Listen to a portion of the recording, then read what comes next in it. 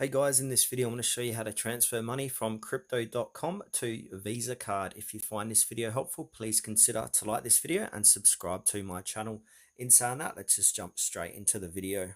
Alright, so what we need to do is open up the crypto.com app on our mobile device. Make sure to log in.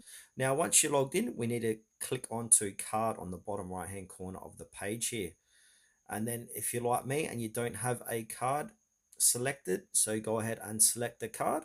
So I've accepted this midnight blue card.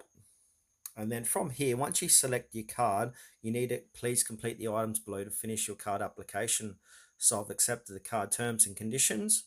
I need to do an address verification and name on card. So you need to do a verification in order to send money from crypto.com to your Visa card. And then once you've done that, it will go back to cards and then click on withdraw to initiate the withdrawal process.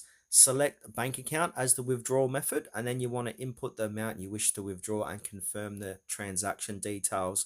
From there, follow the on-screen prompts to authenticate the transaction, which may include entering your PIN or using biometric verification.